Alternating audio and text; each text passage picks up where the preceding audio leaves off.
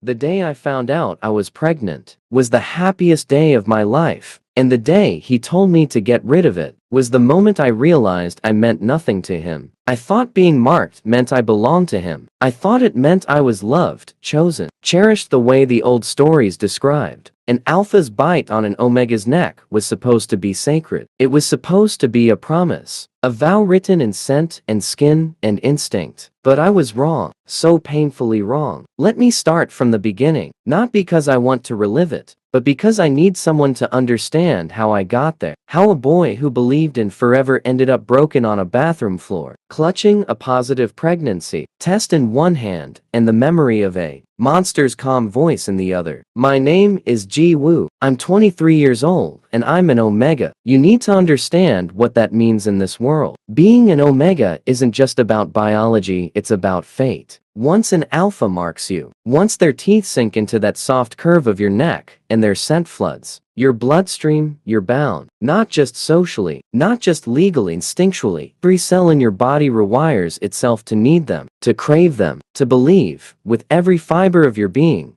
that they are yours and you are theirs. Omegas don't get second chances after being marked. A broken bond doesn't heal clean, it leaves scars that never stop aching. You can't just walk away. Your body won't let you. Your Omega instincts will scream and claw and bleed before they let you let go. I knew all of this. I knew it. And I still gave myself to him. Because when you grow up dreaming of love, the real kind, the fairy tale kind, you don't think about the scars. You think about the bite, the bond, the way an alpha is supposed to protect you, provide for you, hold you like you're the most precious thing in their world. That's what I believed. That's what I wanted. And Taehyun was everything an Omega could dream of. He was a high-status alpha from one of the most powerful families in the city. Tall, broad-shouldered, with dark hair that fell across his forehead, and eyes so deep and cold, they looked like frozen amber. His scent was smoke and cedar and something sharp. Something that made my knees weak from the first time I caught it. Every Omega in our circle wanted him. Every alpha wanted to be him. He moved through the world like it owed him something, and the world always paid.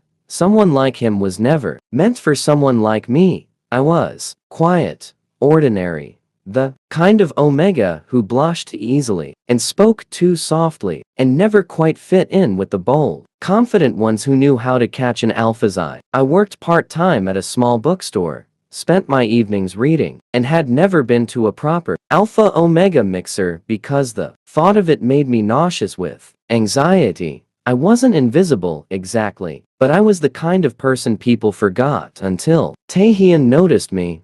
I still don't know why. Maybe it was because I dropped a stack of books in front of him on the subway and apologized. So many times he laughed. Maybe it was because I didn't throw myself at him like everyone else. Maybe it was just chance, the universe's cruelest joke. He started showing up at the bookstore. At first, I thought it was a coincidence. Then he started talking to me. Short conversations at first, recommendations, small talk about the weather, then longer ones. He asked for my number. He started texting me late at night. I was terrified and thrilled and completely, utterly unprepared for what was coming. Our relationship, if you could even call it that, was a secret from the beginning. He never introduced me to his friends, never took me to his family's events, never posted about me or mentioned me in public. When we were together, it was in private, his apartment, mostly a sleek penthouse with floor-to-ceiling windows that looked out over the city lights. I told myself he was just private, that high-status alphas had to be careful, that he was protecting me, not hiding me. I was so naive. Taehyun wasn't affectionate in the way I had imagined. He didn't whisper sweet words or hold my hand in public. But in the dark, in the quiet of his apartment, he was different, possessive, controlling.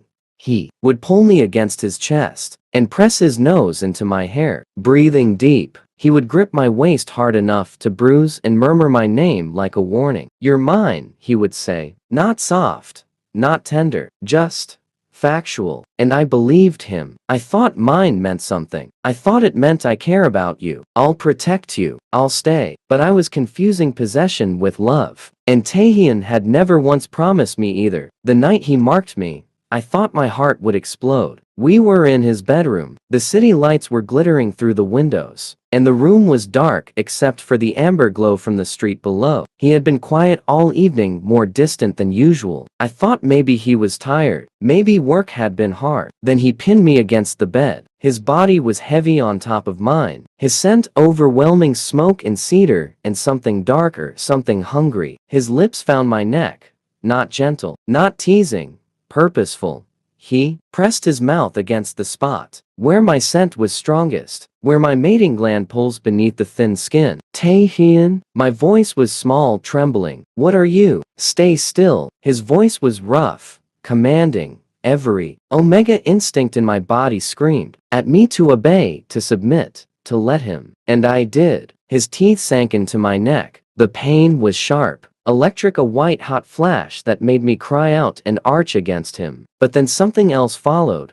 Warmth. A flood of heat that started at the bite and spread through my entire body, through my veins, through my bones. His scent flooded into me, weaving itself into my own, marking me from the inside out. I felt him, not just his body, him, his anger, his hunger, his cold, sharp want. And underneath it, buried so deep, I almost missed it. Something that felt like fear. From that moment, my body, my instincts, everything told me I was his. When he pulled back, his lips were wet with my blood. His eyes were dark, unreadable. He looked down at me trembling, tear-streaked, gasping, and he didn't smile. He didn't say I love you. He didn't say anything at all. He just wiped his mouth with the back of his hand and lay down beside me like nothing had happened. I touched the bite on my neck. It was already swelling, the skin hot and tender, a mark that would never fade, a bond that would tie me to him for the rest of my life. This means something, right? I whispered. The mark. It means you want me.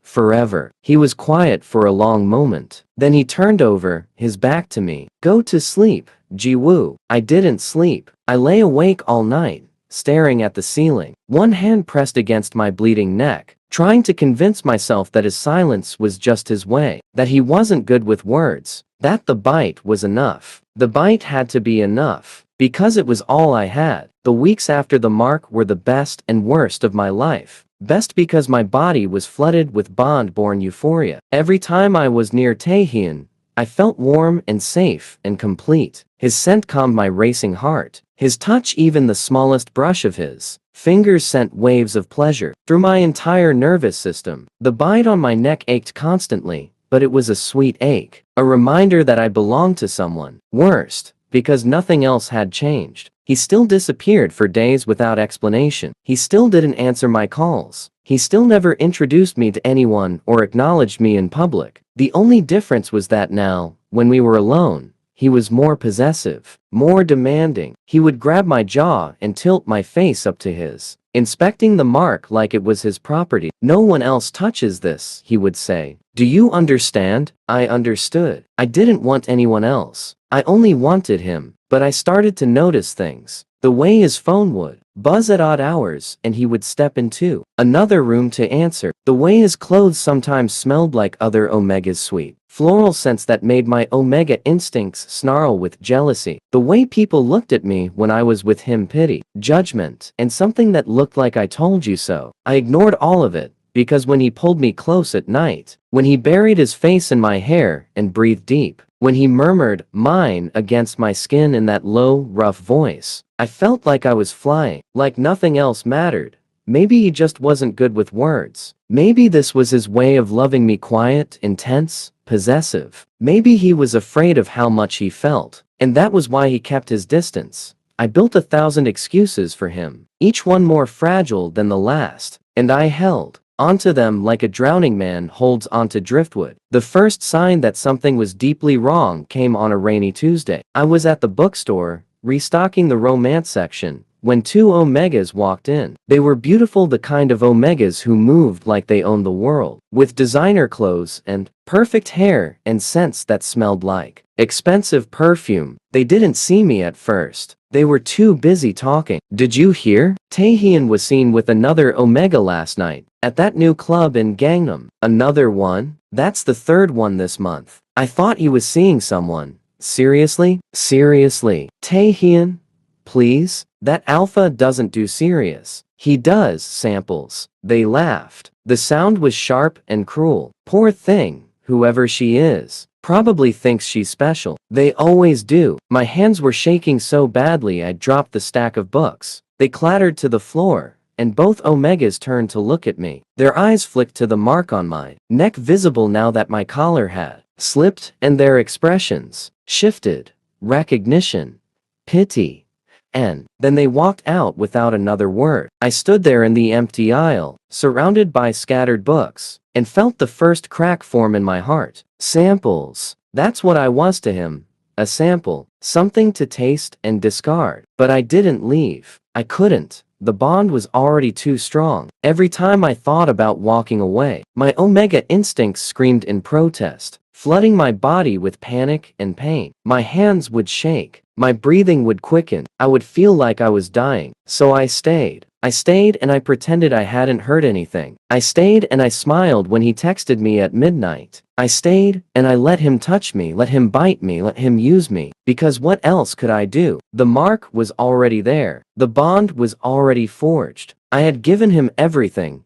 and there was nothing left to take back. The pregnancy started with nausea. At first, I thought it was stress. The constant anxiety of waiting for his texts. The fear of seeing him with someone else. The ache of loving someone who wouldn't love me back. It was enough to make anyone sick. But then the smell of coffee made me vomit, and the exhaustion hit me like a wave, leaving me barely able to keep my eyes open. And my scent changed, subtle at first, then unmistakable. I knew what it meant before. I even took the test. I bought the pregnancy test from a convenience store at midnight, hiding it under my jacket like it was something shameful. I took it in the bathroom of my tiny studio apartment, my hands trembling so badly I could barely hold the stick. The 2 lines appeared almost immediately. Positive. I stared at them for a long time. Minutes, hours, I don't know. The world had shrunk to those 2 pink lines, glowing under the fluorescent light. This wasn't just my child, it was ours. A baby, a life, a piece of him growing inside me, created from the bond. From the nights he held me close and called me mine, my first emotion was terror. Cold, paralyzing terror. How would he react? Would he be angry? Would he push me away? But then something else crept in, something warm and fragile and desperate. Hope. This was it. This was the thing that would make him see. A baby, his babe, my babe. Our baby would force him to acknowledge me. He couldn't hide me anymore. He couldn't treat me like a sample. I was carrying his child. That meant something. It had to mean something. I pressed my hand against my stomach, still flat, still unchanged, and I whispered to the tiny life inside me, "You're going to make him love me. I know you will." I was so stupid, so unbearably, heartbreakingly stupid. I spent the next 3 days trying to figure out how to tell him. I rehearsed the words in my head 100 times, 1,000 times. I imagined his reaction: surprise, maybe shock. But then, a smile, his hand on my stomach, his voice, soft for the first time. "We're going to have a baby." I let myself dream. I let myself believe. The evening, I decided to tell him. The air was heavy with the promise of rain. I had texted him earlier, asking if I could come over. He replied with a single word, "Fine." 1 word, and I still went. I took the subway to his neighborhood, my hand resting on my stomach the whole way. I had dressed carefully: a soft sweater, clean jeans, nothing too flashy. I wanted to look like someone he could take seriously, someone who deserved to be the mother of his child. His building loomed above me, all glass and steel and cold elegance. I took the elevator to his floor, my heart pounding so hard I could feel it in my throat. The hallway was quiet, the carpet thick and soundless under my feet. His door was slightly ajar. I hesitated. Maybe I should knock. Maybe I should wait. But my hand was already pushing the door open, already stepping inside. And that's when I saw them. Taehyun was on the couch. His shirt was undone, his dark hair tousled, his eyes half closed in a way I knew too well, and in his lap, straddling him, was another Omega. He was beautiful, pale skin,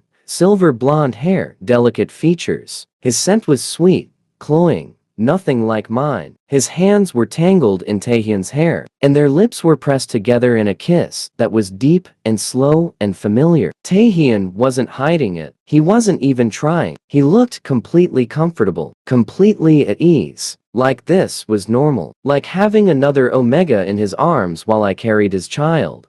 Was just Tuesday? The Omega noticed me first. His eyes widened, and he pulled back, a small, amused smile curling his lips. Taehyun, we have a guest. Taehyun turned his head slowly. His amber eyes met mine, and there was no guilt, no shame, no surprise. Just calm, cold, bored. Ji-woo, he said, like my name was an inconvenience. I didn't expect you tonight. I couldn't speak. I couldn't move. My hand was still pressed against my stomach, protecting the tiny life that I had been so sure would change everything. Who is this? The silver-haired Omega asked, tilting his head. His voice was light, curious, like I was an interesting bug he had found on the windowsill. No one, Taehyun said. No one. The word hit me like a blade. It sliced through my chest, through my ribs, through the fragile hope I had been clinging to for months. I was no one. The bond. The bite, the nights, the whispered mine, all of it, and I was still no one. The silver-haired Omega slid off Taehyun's lap, smoothing his shirt with a smirk. Well, I'll leave you two to whatever this is. He walked past me, close enough that his scent flooded my senses sweet, mocking, victorious. He paused at the door and looked back at Taehyun. Call me later? Taehyun nodded, just once. And then we were alone. The silence was suffocating. I stood there, frozen, my hand still on my stomach, my eyes still fixed on the couch where he had been kissing someone else. The indent of the other Omega's body was still visible in the cushion. What am I to you, Taehyun? My voice came out broken, barely a whisper. I didn't recognize it. He sighed, ran a hand through his hair, leaned back against the couch like this was an annoyance. A minor inconvenience in his otherwise perfect evening. Don't misunderstand your position, Ji-woo. Your position, not us. Not our relationship. My position. What position? I asked. Tears were streaming down my face now, hot and silent. I'm marked by you. I'm bonded to you. My body, my scent,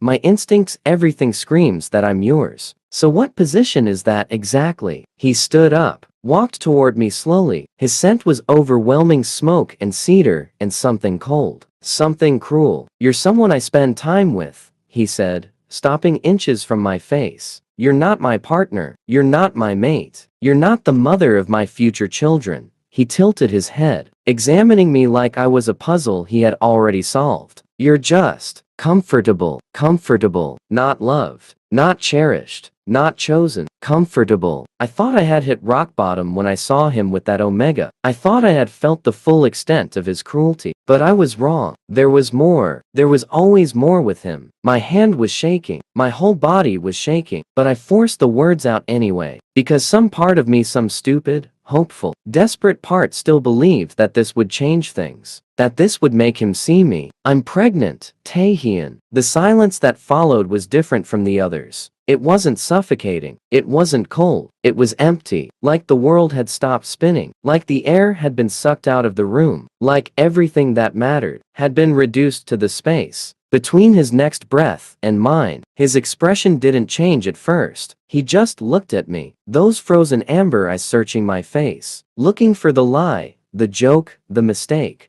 Then his jaw tightened. His nostrils flared. His scent shifted, smoke and cedar turning sharp, acrid, angry. What did you say? I'm pregnant. My voice cracked. I took a test. It's positive. I'm carrying your child. I waited. I held my breath. I prayed to every god I didn't believe in that this would be the moment he softened. That he would reach out, touch my stomach, say something, anything, that resembled love. His hand shot out, but not to touch my stomach. He grabbed my chin, hard, forcing my face up to his. His grip was bruising, his fingers digging into my jaw. You're lying. I'm not. I swear I'm not. You can take me to a doctor. You can. This is a trap. His voice was low, dangerous. You think a baby will change things? You think I'll suddenly want to be your mate just because you're carrying my pup? The words hit me like physical blows. I flinched, tried to pull back, but his grip held me in place. No, I whispered. I thought you should know. I thought you might want. Want what? He released my chin and stepped back, disgust curling his lip. Want to play house? Want to pretend that a few months of sex means something? I couldn't breathe. My chest was too tight, my lungs too small. The tears were falling faster now, blurring my vision. But I could still see his face. Cold, distant, like I was a stranger, like I had never meant anything at all. Then get rid of it. For words. He said them like he was ordering coffee, like he was telling me to throw out the trash. No hesitation, no emotion, just cold, clinical finality. Get rid of it. Our child, our pup, the life growing inside me that I had already started to love. Get rid of it. I stumbled back. My hand flew to my stomach, cradling it protectively, instinctively. No, I said. No, I can't. I won't. You will. He stepped toward me again, and I flinched. You're an Omega? You're marked by me. You don't get to make decisions without my approval. And I am telling you, get rid of it. It's my body. My voice was barely a whisper. It's my child, too. It's nothing. His voice was ice. It's a mistake. And you're going to fix it. I looked at him. Really looked at him. And for the first time, I saw him clearly. Not the alpha I had fallen in love with. Not the man who whispered mine in the dark. Not the father of my unborn child. A monster. A cold, cruel, selfish monster who had used me and marked me and thrown me away like I was nothing. Because to him, I was nothing. I had always been nothing. The bond screamed at me to submit. My Omega instincts howled in agony, begging me to drop to my knees, to apologize, to do whatever he said. The mark on my neck pulsed with pain, reminding me that I belonged to him, that my body was no longer my own. But somewhere, deep beneath the instinct and the pain and the heartbreak, something else stirred. Something small, something fragile, something that refused to break. I turned around. I walked to the door. My legs were shaking. My vision was blurred with tears, and every step felt like walking through cement. But I kept moving. Ji Woo, his voice was sharp. Command, I'm not done talking to you. I didn't look back. If you walk out that door, he said, don't come back. I paused, my hand on the doorknob, my back to him, my stomach pressed against the wood, protecting the tiny life inside me. I won't, I whispered, and I walked out. The hallway was cold. The elevator was slow. The street outside was wet with rain that had finally started to fall. I stood on the sidewalk, alone, soaked, shaking, and pressed both hands against my stomach. That was the moment something inside me broke completely. Not the bond. That would take years to fade, if it ever did. Not my love for him. That would linger like a scar, ugly and permanent. No, what broke was something else. Something I hadn't even known I had. Hope. The belief that he could love me. The belief that I was worth loving. The belief that a bite on the neck and a baby in my belly could ever be enough for someone who had never seen me as a person. I looked up at his penthouse, high above the city lights. I couldn't see him. I didn't want to. I'll keep this baby, I said to the rain, to myself, to the tiny life that had no idea how unwanted it already was. I'll keep it, and I'll raise it, and I'll never let you touch either of us again. It was a promise. I didn't know if I could keep, but it was the only thing I had left. If you want to know more, subscribe for part 2.